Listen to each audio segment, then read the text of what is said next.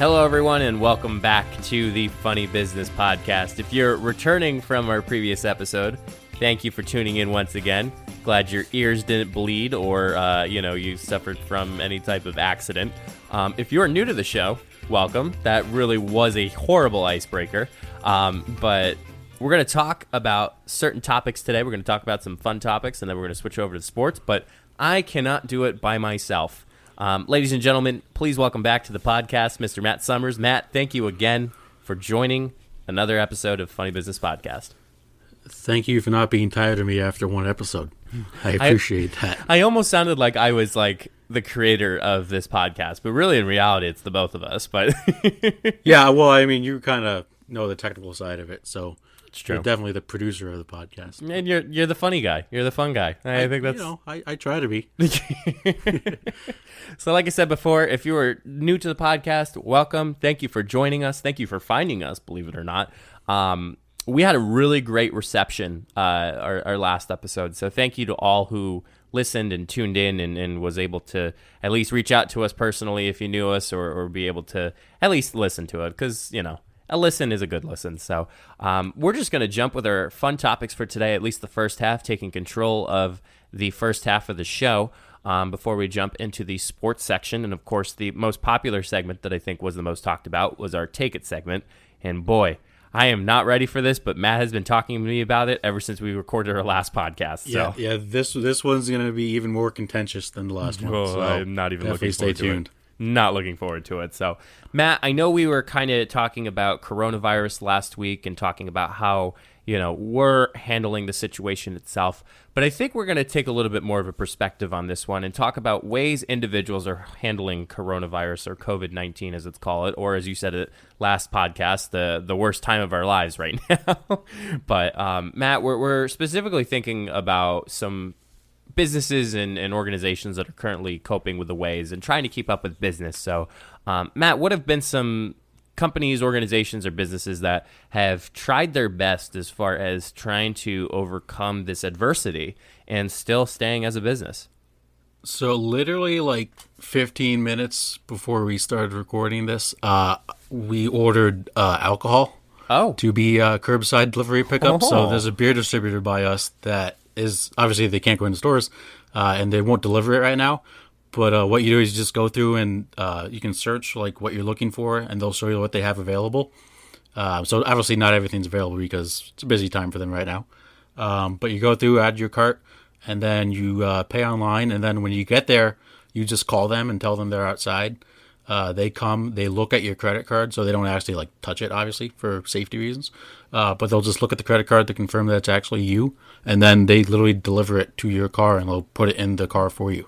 So now, how is that with I don't want to call it somebody who doesn't look of age, but like, do they still ID check you?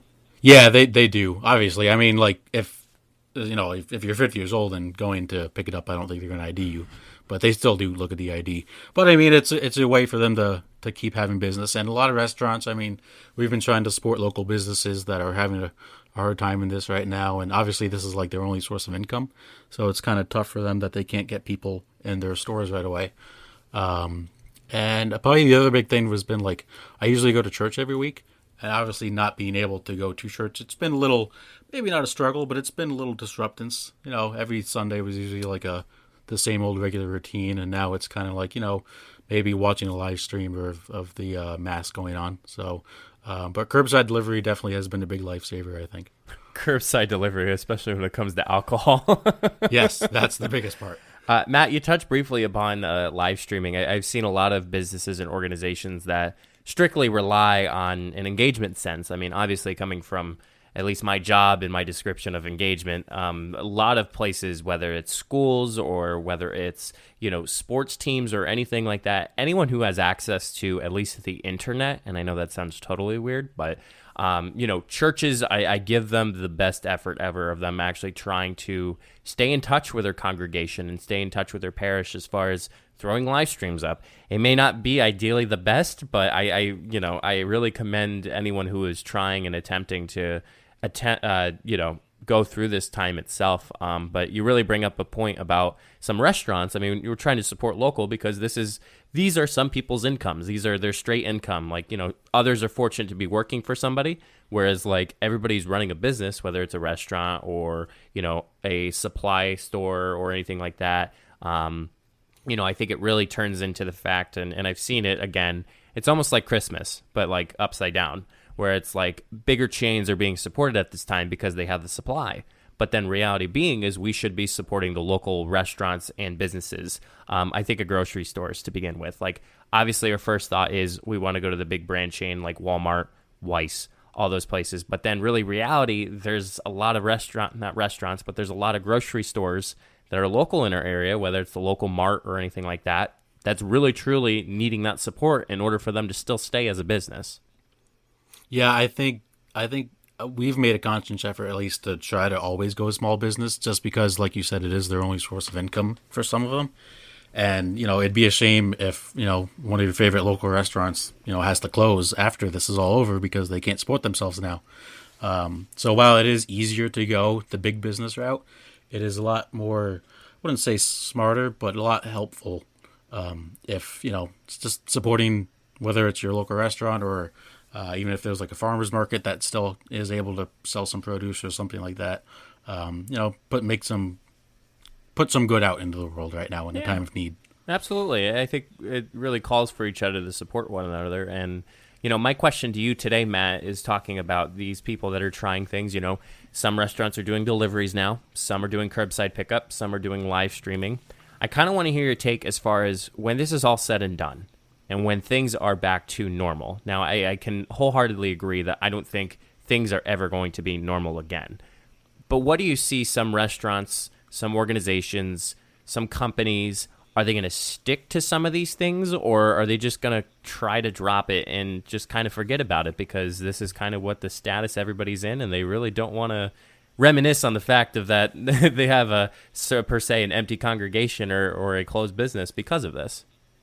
Yeah, I think something that I saw that was pretty interesting that I hope stays is a lot of stores have been opening, or maybe not opening, but they've been keeping the first hour that they've been open for like the seniors, which I think is a really neat idea because either they don't have the mode of transportation to get out whenever they please, or maybe it's just safer for them to go out with other seniors.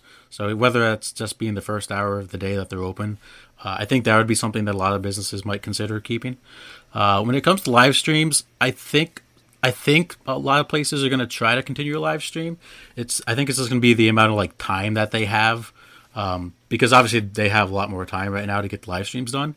But once things kind of like get back to normal, it would be nice if they could keep doing it. I just don't know if it's going to be possible with the amount of time they're putting back into getting into the regular swing of things. I think I can agree with you in the fact that live streaming will continue. I think the bigger question is how they can continue it. And, I feel like with the circumstances that some individuals are having right now, they're very limited with the fact of, okay, we have the priest, we have the videographer, and then we may have one extra person, and sometimes that one extra person is the one who's doing the organ or whatnot, specifically referring to a church. Now when the congregation comes back, you have all these people that have seen the live streams, have had the talent and the background knowledge if they already didn't reach out already. I mean, obviously, CDC guideline recommends very minimal people. So keeping everybody in touch, that could be start of I don't want to call it a committee, but starting a part of a group that is sponsoring, quote, sponsoring or running the live streams and being able to do it. Because I think a lot of people that are not necessarily local to the congregation or local to the parish of a church is really staying in touch with their faith because they're having the opportunity to, let's just say, have their hometown church go and do these live streams, but they could be somewhere out of state or across the United States or even out of the country for all we know, but they're still staying engaged. And I think specifically what I've seen as far as churches, I mean, yeah, I know we're kind of being a little holy here today, Matt, but just talking about churches. But my parish just started a Facebook. I was curious to this day as far as is there a social media? And I just found out that when I found my parish on Facebook, they literally just created their Facebook page the week before I found it. So, oh, wow. Yeah, I mean, for everyone that's going into this and trying to start this whole new normal, I think we're really going to start seeing some more virtual events, some more live streams, some more calls to actions as far as how in the world, I should say, are we going to continue the engagement in person, but also still engage with our people? Because I really see some opportunity there. Yeah, absolutely. I mean, some people just don't have the ability. They work weekends, can't go to church, or even if it's like a PTA meeting, maybe they work nights and they can't go to PTA meetings. Having something virtual, even if they can't attend it, that they can go back and watch it whenever they have the free time to do so. I wish my mom. I don't know if actually my mom listened to this podcast. That's really hurtful if my mom actually doesn't listen. But my mom was PTA president back when all of us were in middle school, and my mom actually, this is her first year not doing PTA, so she was in PTA. I don't think she'd be up for the challenge as far as live streaming a meeting, but if you're listening out there, you're finding ways to figure it out, somebody from a professional background, and Matt, somebody who works at a stadium that really enhances those, we commend you for those activities and just trying to keep everybody engaged within the community. But pushing away coronavirus and pushing away COVID-19, kind of want to move into our next segment. I kind of threw this at Matt the other night, and I was saying, Matt, let's do this. And he's like, wait, you mean we have to agree on it?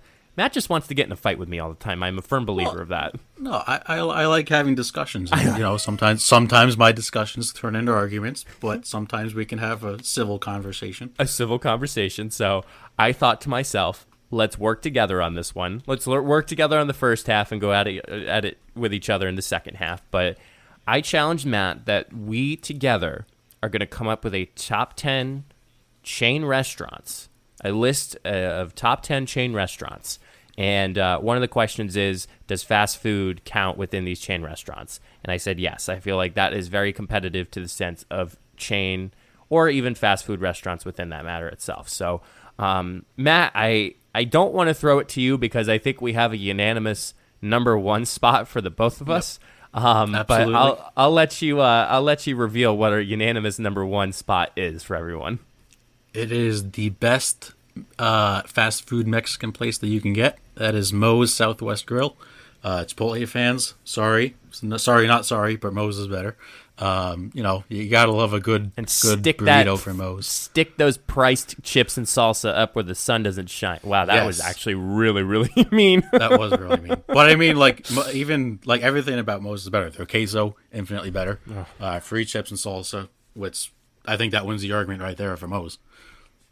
And Mo Monday. You can't forget about Mo Monday. Oh, Moe's, that's the best deal of all time. Best deal of all time. And just the fact, I have to give a big shout out to Moe's Southwest Grill. Moe's, thank you for supporting me through your tough time, because Moe's actually follows me on Twitter, and I don't know if I told you, and Instagram now. Yes, so I did know that. They both follow me on both my social platforms, so I feel the love, and I will always stay loyal to Moe's. Chipotle, you can just suck it. Moving on. Matt, I know we came up with the unanimous, but I kind of want to hear your take as far as some things, because you did say you have some that I may not be interested in, but I'm really curious to hear at least one of them. So this is one that I honestly haven't. The first time I ate there was probably about a year ago, but I can't stop going there. But I don't know if you've ever been here. I am addicted to Taco Bell, addicted to Taco Bell. And I know we just went Moe's, but you can't beat Taco Bell because you can get you can fill up on 4 tacos for $6, and it's awesome. And maybe the food's not the best quality, but it tastes great. And the Mountain Dew Baja Blast, if you don't get the Baja Blast when you go to Taco Bell, you're doing it wrong. So I don't know where Taco Bell would fit on your list. Matt, I've actually never been to Taco Bell before. I have never had it. That's what I thought. I have been to other Mexican, I guess, see, that's the thing. I don't believe, Moe's Southwest Grill, it's talking more about Southwest than anything. Chipotle is more of an Americana Mexican, it's a Mexican grill, Mexican restaurant. I just don't see Taco Bell in the sense, and I know people are going to hate me for it, I just don't see it falling under that list of a Mexican fast food chain, and I really don't see that. However, we have to agree on the list, but I can tell you now, it's definitely not going at number 2. That's fine. As long as it's on the list, that's all that matters to me. I'm going to go with number 7. 7's fine. That's fine. Right. I'm good with that. Because there's a lot of other restaurants that could go before Taco Bell. I just want to wanted to throw that one out there. All right. No, I love. Okay, See, we're working together, Matt. I'm very happy at the fact that we're working together. So, I'm gonna cohesion going. The cohesiveness. Yes, that's a mouthful.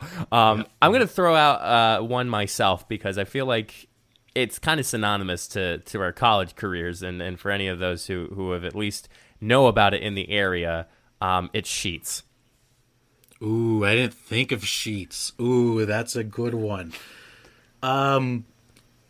Sheets is tough because, like, I feel like the only thing that's really good there are the apps. Like, I've tried some other stuff and, like, actual food, like the made-to-order food, and, like, I really only like their apps.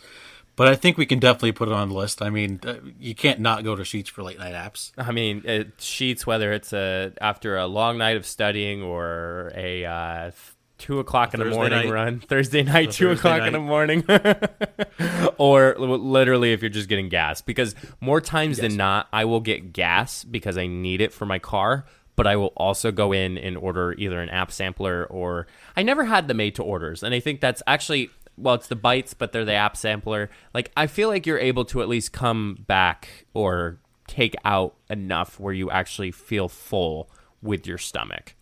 Yeah, absolutely. And you can't not get gas at Sheets without getting food. Like, you just can't. Especially those mac and cheese bites. Oh, mac and cheese bites are the bomb. So good. So, Matt, where should we put it? I'm thinking, like, I'm going to go, how about number 5? Like, right in the middle. I'm cool with that. Okay, cool. So I got one that I think is potentially number 2. Oh, I'm excited to hear this number 2. Mostly because of the spicy nugs. It is Wendy's. Oh, yeah. Everyone loves Wendy's. The good 4 for $4. Can't beat the 4 for $4. They have it all. Like, their burgers are good. Their fries are good. Frosties. You can't beat a good Frosty. And obviously the spicy nugs. I'm unfortunately going to have to counter. I love the spicy nugs, Matt. You know how much I love my spicy nugs. And you know how much the both of us love the spicy nugs when it was reintroduced this year. Was it this year or last year it was reintroduced? Last year, I believe. Last fall, I think it was. A couple months ago. I'm going to have to compete with it. McDonald's. With their fries, chicken nuggets, their burgers. I mean, their burgers literally fill you up. And some of the desserts. I really like some of the desserts that they have. All right, I have a hot take right now. Oh, great. Here we go. I'm not a fan of McDonald's fries. But you're a fan of Wendy's fries? Yes. Wendy's fries are more crispier. McDonald's fries, they're either so crispy that there's like nothing in and it's just like you're eating a potato chip, or they're too soggy. I feel like Wendy's fries aren't as salty. I feel like McDonald's fries, they load up on the salt. Okay. But so you wouldn't have McDonald's over Wendy's. If I was able to have, that's the thing. If I had my most ideal like pickup order and I was able to go to both, I would have McDonald's fries, the spicy nugs, and a double quarter pounder. Like, that would be my meal. I think I don't know. I'd have to go Baconator, the spicy nugs, but and the Baconator's so good too. I just thought that. Yeah, the Baconator. That's what I'm saying. Really, the only thing that I like better at McDonald's is because I don't know if Wendy's has a fish sandwich, but the filet of fish from McDonald's is really good, and I highly recommend that. But their fries are trash. I feel like what we can do. All right, I'll come up with an agreement. We're going to put Wendy's at number 2. Okay. Wendy's is going to be at number 2, ladies and gentlemen. Okay. And we'll put McDonald's at number 3. That's fine. That works.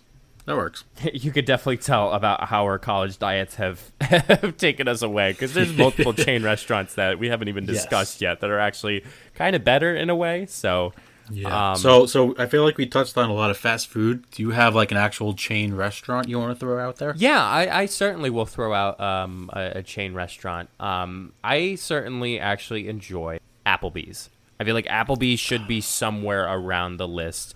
Now, I'm not more so. I have not dug too deep into the menu yet, but I know there's the 2 for $20 deal. I think there is, and then there's the Dollaritas, which, I mean, you can't go wrong when it comes to alcohol. Dollaritas and all that. Now, however, I will put it in the list. I will not put it up in the top 5, but I cannot let it go against Taco Bell.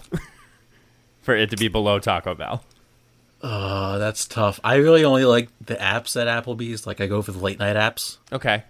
But, yeah, we can put it at 6. Okay. That's fine. I will put Applebee's at 6.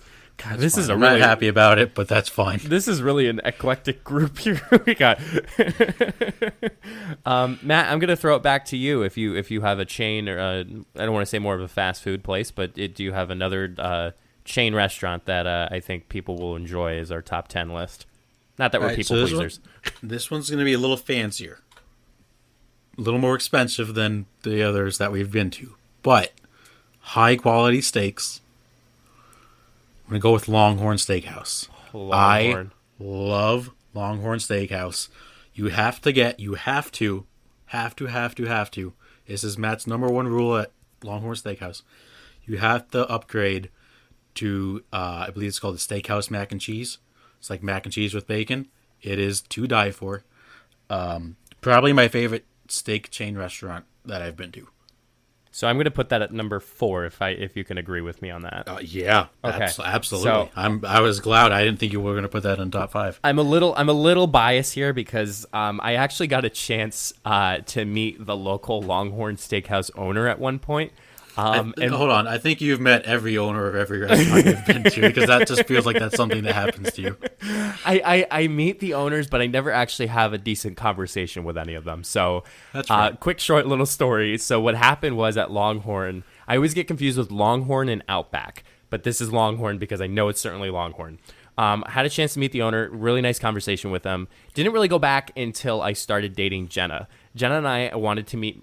Well, not me specifically, but I wanted Jenna to meet my parents for the first time. So we went to Longhorn. It's a great place to go. Great place for a meetup, let me tell you. Absolutely. Especially when you know the owner. Because what happened was he was walking around and he's just checking, really good owner, was checking on everybody, how's the food, anything that I can do for you. Like a really good owner, not in the sense like the really like helicopter owner that like checks everything that you get from the water that you drink to the food that you get, like just checking in as soon as the food gets out. So then I asked him because it was almost a year, actually more than that. It was a couple years that I haven't been to that restaurant. And I said to him, "Are you Sean?" And he goes, "Yeah." And I'm like, "I'm Mike Gambita. I met you a couple years ago and we're friends on Facebook. I'm actually friends with him on Facebook." He's like, "Oh my goodness, how are you? So good to see you guys." And I'm like, "Yeah." I was like, thought I'd bring my girlfriend and meet my parents for the first time with them. And like, "Oh, great." So he leaves. And then my dad's like, "Oh, I'm like, it's cool." And I'm like, "Yeah." Sean comes back and he goes, "You guys like chocolate?" And of course, Jenna absolutely loves chocolate. He comes back. Oh gosh, I forget the name of it. I'm so embarrassed to forget the name of it. It was, oh man, it was some type of chocolate cake. Now I'm looking up the menu now because I'm okay. But he gave us he gave us 2 orders of it. Chocolate Stampede. Chocolate Stampede. For free? For free. Oh, man. 2 orders of Chocolate Stampede for free. I didn't even have to look up the menu because it just came to me. Chocolate Stampede, completely free. And I was like... That's awesome. It pays to know people. Yeah, well, now it has to be in the top 5. Yeah, so it's going to be at number 4, Mr. Summers. Yes. So I can wholeheartedly agree Longhorn's going to be up in that list. So awesome. We do have the bottom 3 left. Yes, number 8. Number 8. I got one. Okay, I'm ready for it. We can't forget Domino's. We can't forget Domino's. We just can't. I mean, I think we've had too many Domino's trips to not put Domino's on the list. Trips or deliveries, man? Both. Both Trips and deliveries. Mostly deliveries. Mostly delivery. So I could totally agree with you on that. I think I'm good to put that at number 8 if you are too. I agree. Okay. Yep. Cool. Awesome. Great. Absolutely. Now, moving on to 9 and 10. I feel like all right. Here's what I'm a firm believer in. And I think I have had this with... Have I had this with you? I'm not sure. I'm like trying to think about it now if I actually had it.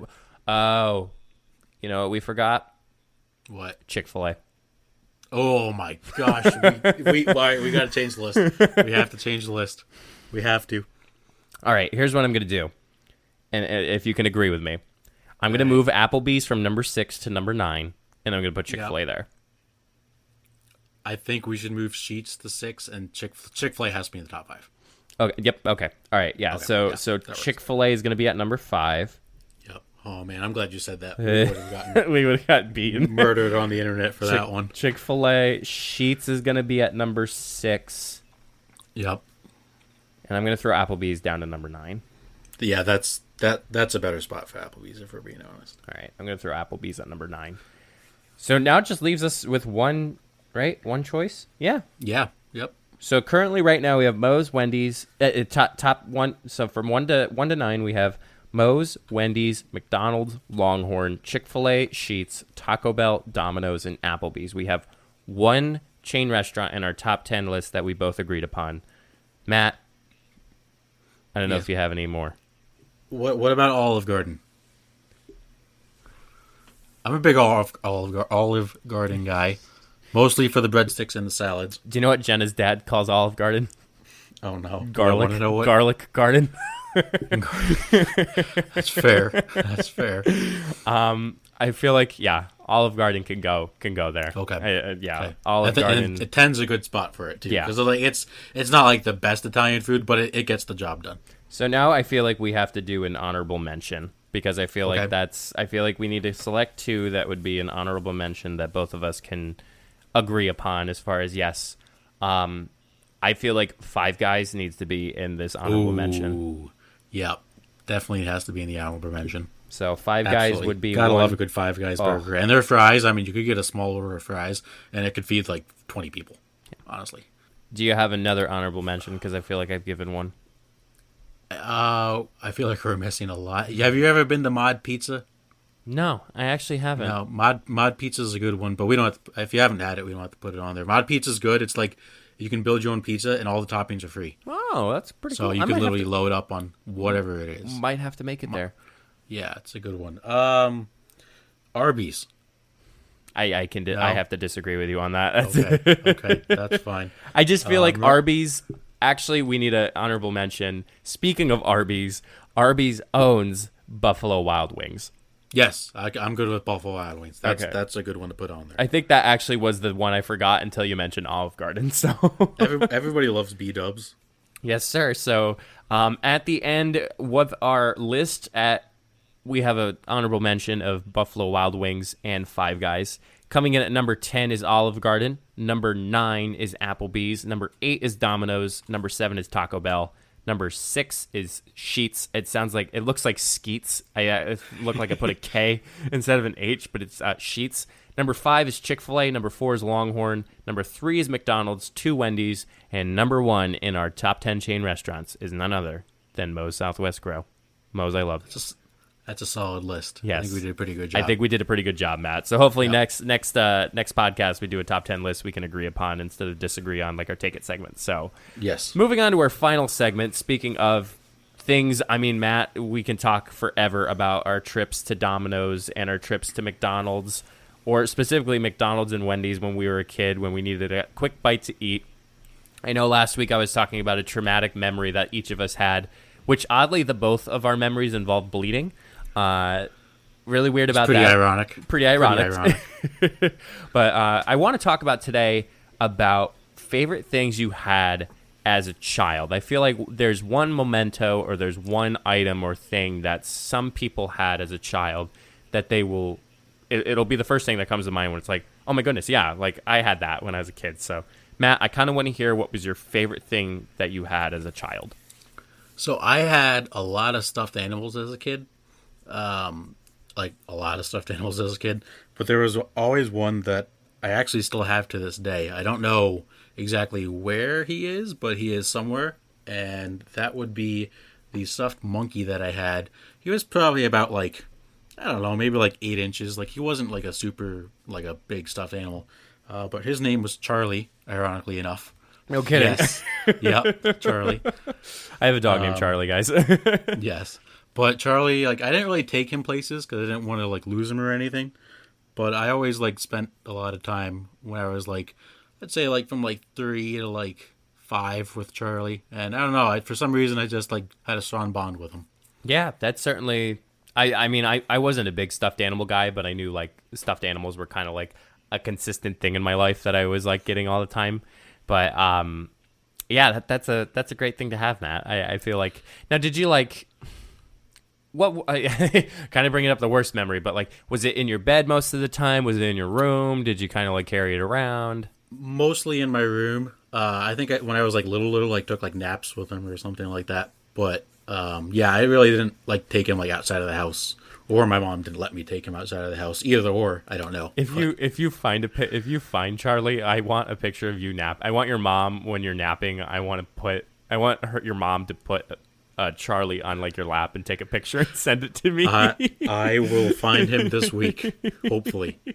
That's my new goal now for this week is to find Charlie. That's amazing.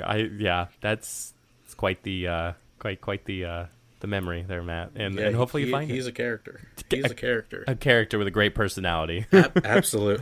So what is your favorite childhood thing you had? Yeah, well, certainly, Matt, it was an item. I really, if we want to throw back and be all nostalgic, I think at least the one electronic thing that I cared for deeply and greatly was my Nintendo GameCube. So I had a GameCube. I wasn't in the PlayStation until later on when we bought a PlayStation 2. But if I really had to pick something that was truly significant in my life, it would probably be a blanket. And that may seem like the simplest of things to talk about, but I used to have this, I think the color was burgundy, believe it or not. And, big Anchorman fan just realized, I think it grew on me. It grew on me finally, burgundy, and then it transitioned to Ron Burgundy. But literally had that blanket, took it wherever I went, whether it was, obviously I didn't bring it into a restaurant or anything like that, but going to the restaurant, like it was in the car, was with me when I was watching TV in the living room. I slept with it, walked down with it in the morning. Like you always saw me walking down the steps and dragging behind was a blanket.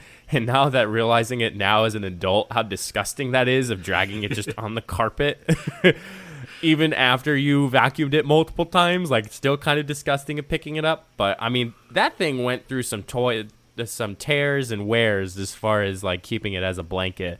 I remember there was like a hole that happened when I was walking the one time and I stepped in it and it like ripped and it was like a big hole enough for my little feet that I had. So it was like really, it went through the test of times. I believe it's in the trash by now, and I believe it's somewhat, burnt or, recycled some way, shape or form. But that blanket certainly stuck with me. And it wasn't until, I'm not saying I kept that blanket for a while, but I had like a decent addiction to like having the same blanket for so long. Like it wasn't until I think college that I actually had a different blanket that I brought with me. Really? Like high school into middle school, I had the same blanket the whole entire time. But like, and I don't know this was like a big size blanket. It wasn't like a little small one. Well, the one that I started out with that started this addiction was like enough for a 6-year-old. Like it was enough to cover, but it wasn't like a thing for a full bed or king size or queen size bed. But I think it's hilarious because that's what started my sense of I don't want to call it hoarding, but that's the best thing that I can come up with. Just with hoarding about a blanket, and I kept a blanket for so long. So I really think that that was what the root of all evil, and the root of the cause was, in fact, hosting a blanket for me as a child for so long. And I don't know why my parents never took it away from me. That's interesting. I personally never had a blanket. Do you remember like the first time you got the blanket? Like were you in love with it like instantly? Like you took it everywhere, or did it kind of like grow on you a little bit? I think it had to grow on me, Matt, because I think obviously as a child, like as a baby, you're gonna get baby blankets because it's dangerous to have a decent sized blanket for a toddler or a child. But I think it just grew onto me where it just became that thing that I slept with when I was a toddler, and it just kind of grew. And then, it wasn't the fact that I was cold; it just was comfortable, and just sitting down. Like I remember, there's some photos that my mom likes to pull, and it's literally me sitting in the chair and the blanket's in the chair. So it's just like it's one of those things where I'm like, so like it's a nostalgia thing, and I think that's what the cause was for all of that. So Yeah, I like I said, I never really had a blanket myself, but I always understood like why someone had like a strong attachment to that blanket because like you see yourself with pictures of it, and it just brings you back to like a simpler time being as a child, and now we're adults and we have all this stress in our lives, and we all wish we had a blanket that we could snuggle up with every day. Yeah, or yeah, that's darn. Wow. This got really dark. Well, if you have a favorite thing, and if you're not following us on social media, make sure you follow us, Funny Business Entertainment. When we come back after our commercial, we're going to throw it over to Matt. He's got some topics on sports and, of course, the long-awaited revival and second take on Take It. Alrighty. Thanks for staying through after that sponsorship read. Last week, I feel like my topics were a little more serious. So we're going to have a little more fun this week. Oh, funny business? Yes, we're going to be a little bit more serious with funny business. Well, we're going to put the funny in funny business today. Put the fun in fun. So we're going to start off with something I think would be pretty cool. So obviously the NBA season is not going on right now due to the COVID-19 outbreak. And a lot of people want to know when the season's going to come back. Obviously, we don't know that. But people are starting to debate who's going to win the championship if it does come back. Or I should say when it does come back. So I thought what we could do today is kind of go through the playoffs, and we can each predict who we think is going to win the NBA championship this season. Sounds like a plan to me.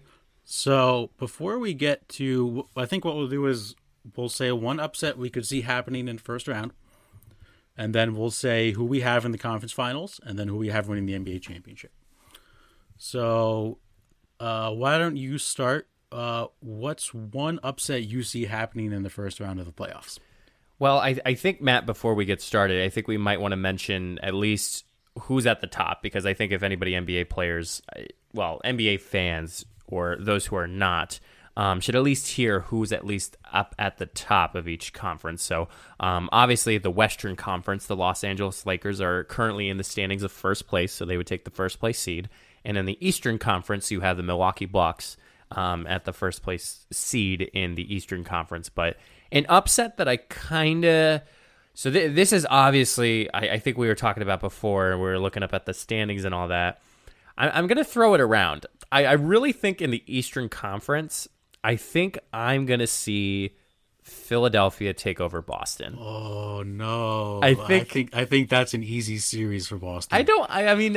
Let's take it back last year, Matt, when I believe it was Boston winning over Philly. Was that a year ago or 2 years ago? I think that was 2 years ago. Last year, Kawhi hit that shot in the corner in Game 7. So they did take the Raptors to 7 games last year.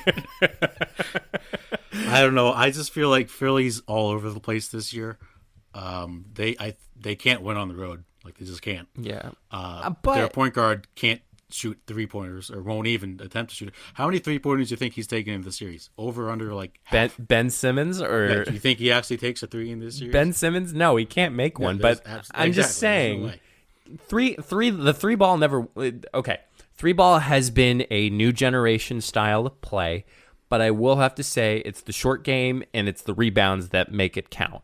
And I think if Joel Embiid actually gets his act together and he's super serious about it, I think it could be a good competition, and I feel like Philly can take the upset. I know I totally threw you in a 180, but I just think Philly has that mentality at this moment in time to just try to do their best, because they got ripped off last season when Kawhi hit that game winner. So they did. Coming back with a vengeance, I think it's really a good point. I feel like both Boston and Philly are pretty equal defensively, and I think Boston's offense is just like much more well-rounded. Like, they have Kemba. Jason Tatum was balling this season. They have Jaylen Brown, and his Cantor's been good in the center for them. I just feel like, I don't know, I see it like a 5-game series, if we're being honest. Yeah, give or take. Like, Philly's offense has, I don't know what they're going to do. Like, it's either Ben Simmons drives or they give the ball on Embiid, and that's about it. Yeah, and Ben Simmons can't shoot the 3-pointer. We would end up getting millions of dollars to this podcast more than Ben Simmons would actually get hitting a 3-pointer. That's the difference for those non-sports fans at home. Yeah, I mean, Zion made more 3-pointers in his first game than Ben Simmons has in his whole career. And Zion's played how many games? I'm going to say like 20? 20? I don't know off the top of my head. Somewhere around 20. But his first game, literally, he made more than Simmons has in like 4 seasons. And here's us speaking about Philadelphia. You know, there's people who like the Eagles and the Sixers, and we know one particular person, and I'm not even going to say his name because we're not even going to give him the clout. Nope, nope. If we're looking at an upset that I actually think would happen, I think the Rockets beat the Nuggets in the first round. 6-seed Rockets over the 3-seed Nuggets. Yeah, I really think they were balling at the end of the season. Russell Westbrook was playing like MVP again. Obviously, James Harden.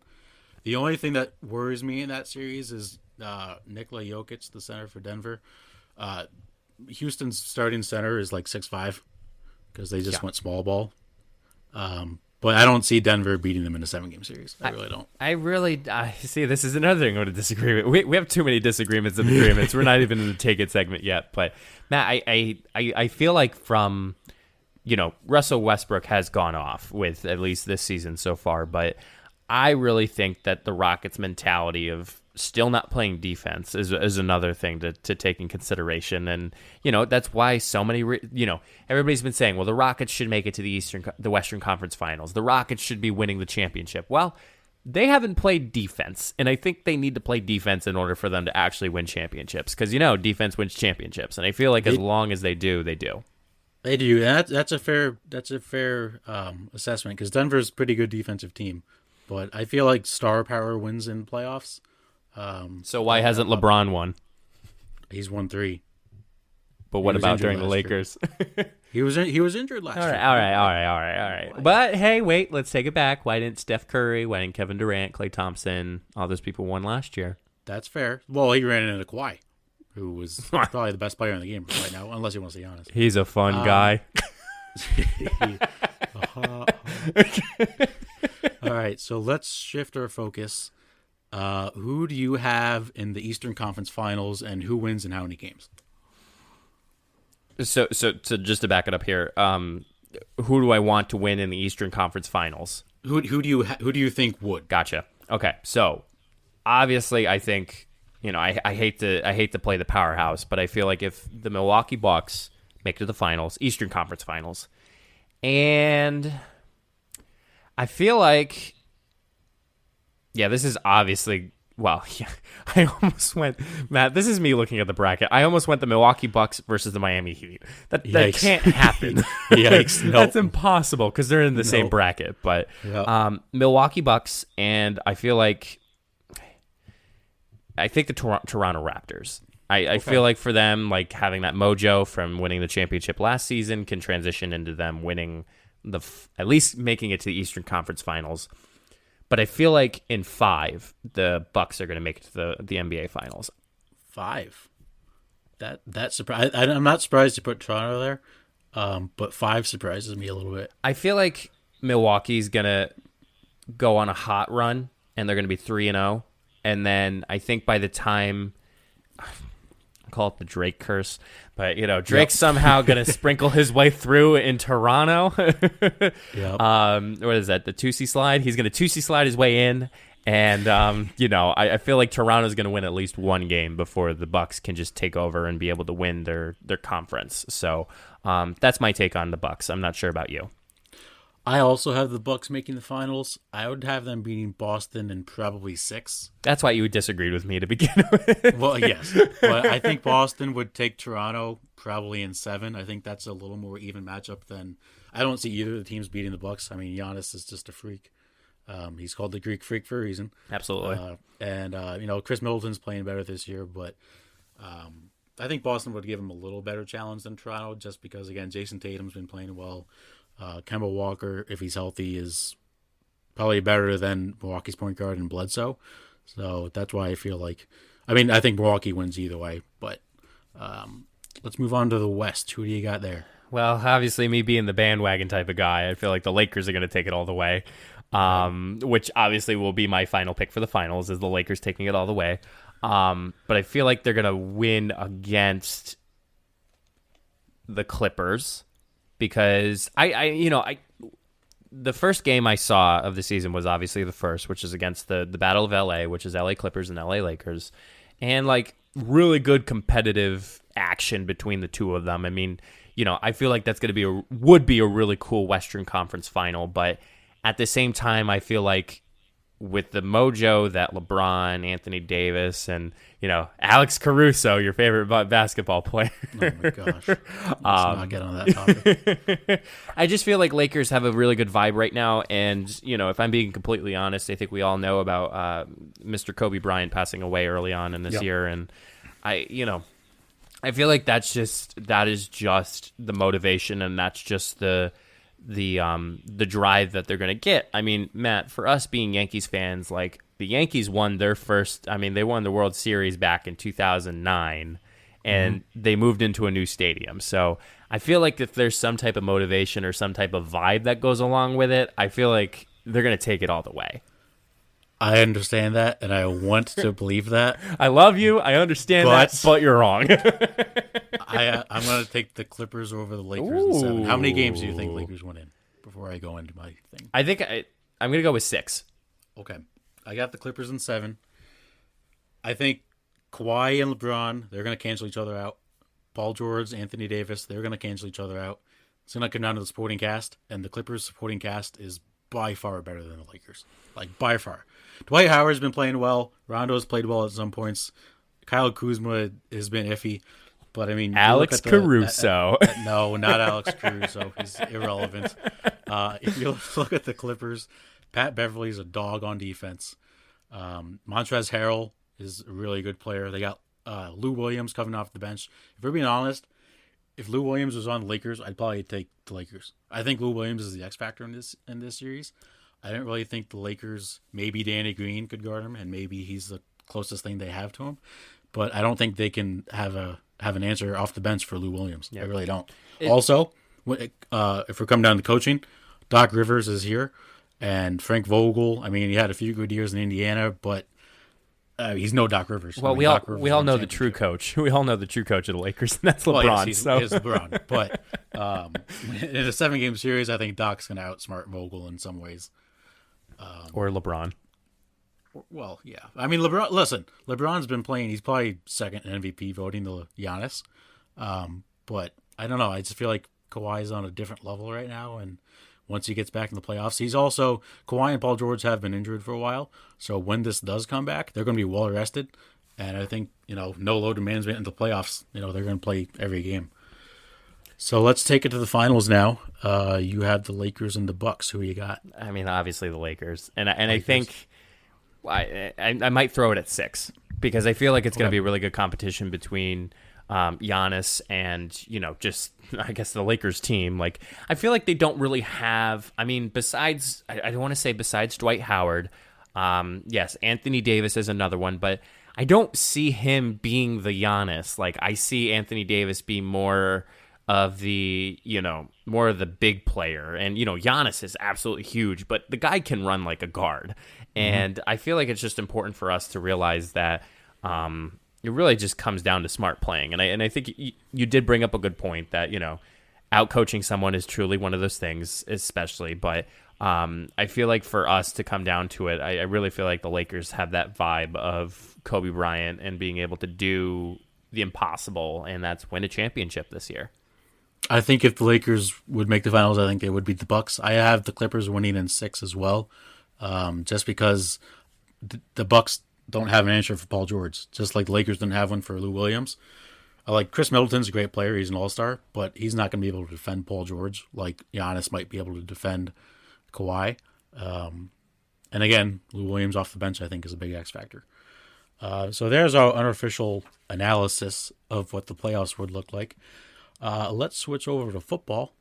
And the big news in the NFL, other than the draft, has been... the big news? It's big news. Oh, God. The big news has been Tom Brady switching from the New England Patriots to the Tampa Bay Buccaneers. Mike, he's not off to such a hot start. I don't know if you've been keeping up on this. I've been seeing the memes on Twitter. Yeah, so he's made the news, I believe 2 days in a row, or maybe it was 2 days and 3 days, or 2 times in 3 days. So obviously Florida was in a stay-at-home order at the time that this happened, and he was kicked out of a public park that was closed due to COVID-19 because he was working out. I don't really like. I've seen people give past like, oh, like he's got to stay in shape and somehow, but it's a closed park and a stay at home order. I just don't understand why he's out. But maybe the bigger news that just struck me in a way, he went to go to his new coach's house to talk about the playbook and stuff like that, and he walked in the house without knocking, and it was the wrong house. It was some random person's house. I don't understand how you do this, so the question has to be asked, is Tom Brady losing his mind? I don't understand how, one, you don't knock. Like, you've never been to this person's house before. There's a chance you could be wrong. But, like, I just don't understand it. Like, how do you not knock into someone's house? I mean, I'm all about... I feel like I shouldn't say this, but it's the podcast, so I will. But this is a guy we're talking about who locks lips with his own kids. So I feel like for him doing this stuff, it's not too unnatural for him to be doing this stuff. But I feel like for me, like, I mean, I've moved in 4 apartments, Matt, and I have obviously not been totally aware of my surroundings and not been totally aware of, like, common things for you to do, like shut the door and, making sure you're going to the right door. Like, this is the first time I was in a complex myself. I have almost accidentally gone through the wrong door because it's too close to each other. But I think the natural thinking is the fact of the security sense. Like the security sense of, okay, well, it looks like nothing like stopped me along the way. This must be the house.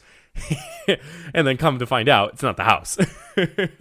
I just think it's funny. Like, he's 42. They just gave him a 2-year deal, like $50 or $30 million guaranteed, and he doesn't even know what house to walk into. It's also a side note. He put in a trademark for Tampa Bay. Like, that's going to be one of his trademarks. Tampa Bay. I mean, I want to hear your opinion on this. I think that's trash. I mean, would you buy a T-shirt that said Tampa Bay? No. He already has TB12. That's a solid, like, slogan. Like cemented in? Yes. Yeah, no, he's had TB12 as trademark forever. Tampa Bay is just, I don't even know what to make of that. I don't, Matt, I to be completely honest, I feel like it's a lot of hype. I feel like it's a lot of hype as far as saying Tampa Bay. I can't even say it right now out loud. You can't even say it without forcing yourself to say it. I feel like it's a total hype zone. I feel like what we really need to see is obviously when the season starts, there's going to be a lot of attention on Tom Brady and now his best friend Rob Gronkowski. So it's like, yep. We're going to see a lot of action. We're going to see a lot of attention, news coverage, and look at Tom Brady. He look at his new cleats. Or I feel like there's going to be too much overhype and attention. And I'll be honest, Tom Brady is a really good player. I mean, I'm not a big fan of football. He's probably the best player to play. He is probably the best player to play. But I feel like, again, it's the same, and I feel like throwing it back to basketball, it's the same as when LeBron was walking with a glass of wine. Like, it obviously is, everybody was freaking out that, oh my goodness, like LeBron's walking with a glass of wine when he's going to the locker room. It's like, okay, great. Is he underage? No. Was he playing? No. Tom Brady, is he playing right now? No. Has he been in quarantine? Yes. Did he just move to a completely new environment? Yes. So I really feel like there's some type of... If you move to a new environment, you knock before you enter the house that you've never been in before. I just want on the record, if he starts this season and he starts slipping, not making the throws that he used to be, starts throwing more interceptions, I want it on the record, I think he's over the hill. Okay. I feel like... I will let that statement, yes, I will let that statement come to fruition, but... Right. I just feel like, again, it's just one of those things where Matt, if we had more time, we could probably go off on another hour talking about the stupid stuff that we did and us saying that we're completely out of it. We're not 42-year-olds. We're not getting paid $30 million to play football. But we're also not that old and yet not that rich, and yet we're still trying to figure out what exactly our take is for, life, I should say. So, Matt, I just thought it was hilarious that he actually had the guts and almost the sense of, and you know what? As it's Florida, maybe it's a sense of comfort. Maybe it's a sense of comfort that he actually feels, and that's true. It's not like what do you call it? It's not like back in New England when he was just like, not. Yeah, I mean, people would praise if he came into the house in New England. So, did we hear the follow up as to whether or not that person that he walked into, like, what his reaction was? He didn't really have a problem with it. He thought it was cool that Tom Brady walked in his house, which, to be fair, it is pretty cool. It is pretty cool. Walking in the house. But could you imagine, like, you're coming out of the bathroom and you just turn to your left and there's Tom Brady, like, hey, man, what's up? Like, what are you doing here? So, yes. But I want it known that Tom Brady over the hill. Okay, I will side with you on that. However, I don't know what the next 20 to half hour, maybe even 2 hours are going to be like with this next segment. Yeah, so like I said last week, we would talk about the results of the poll that we had. So if you didn't listen last week, we have a segment called Take It, where I present a debate to Mike that he has no idea what I'm about to say. Nope. And then we're going to just go at it. So last week we debated who would win in a fight, 50 duck-sized horses versus one duck-sized horse. Horse-sized duck. Horse-sized duck, yes. And apparently I'm wrong because the polls voted that the horse-sized duck would win, even though it has no fighting ability. Yes, sir. Yes, sir. Yes, sir. This week, it's going to be pretty contentious. Oh, man. I'm not ready for it, Matt. I'm not ready for it. So it's pretty easy. I'm not ready for it. What's better, waffles or pancakes? No. Oh, my God. All right. Waffles or pancakes? Go ahead. I want to hear you first. Pancakes. Oh my gosh. All right, go ahead. Wait, you want waffles over pancakes? Waffles are infinitely better. Why? Infinitely Why? better. You go. You go. No. You go. Okay. You go. All right. My first thing. All right. You can't eat pancakes without maple syrup. Okay. They get too soggy. It's like you're eating like soggy bread for breakfast. Like the pancakes get way too soggy. What else do I have? Waffles. What else do I have? I have a list. Waffles are way more crispier than pancakes. Yeah, because they taste better. It's a different way of making said breakfast, Matt. Yes, but the crispness of waffles is better than the sogginess of pancakes. Let's see what else. Oh, Belgian waffles, infinitely better than you. They don't even make Belgian pancakes. Okay. Plain waffles, like with butter, are 10 times better than plain pancakes with butter. Okay. And fruit on a waffle is better than like fruit in a pancake. But you can also, sorry, Matt, just to disagree with you immediately, you could put fruit on top of a pancake. Yeah, but it fits better on a waffle. Like if you put it on a pancake, it's just going to fall off the side. At least the waffle has like the little hole pockets so you can fit the fruit on there. And it's better when you cut. Waffles are infinitely better than pancakes. So Matt, how many options do you have as far as waffles? You have a Belgian waffle and a regular waffle. Yeah, but with Belgian waffle, you can put whatever topping. Do you know how many endless opportunities there are for a pancake? Just as much. No. Yes. No.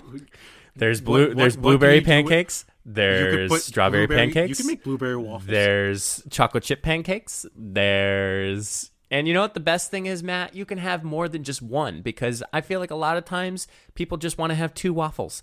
And No, you can eat way more waffles. Pancakes are so filling. That's the point. If I have two pancakes, I'm not going to sit there and be like, man, I'm going to have more waffles. Like, I haven't enough when I have two large pancakes.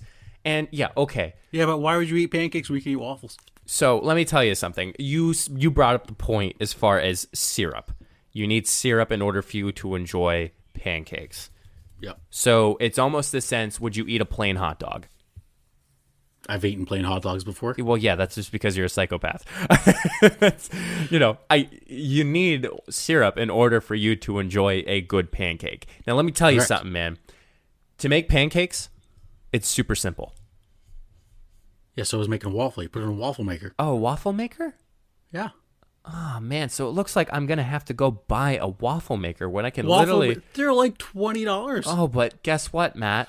Everyone has a stove. Everyone has a griddle. Oh, look at that. I have water. All I just need is pancake mix. And now you have a crappy version of a waffle because waffles are better. No, you don't have to go buy a waffle maker. All you could do is just put it on the griddle and boom, pancakes.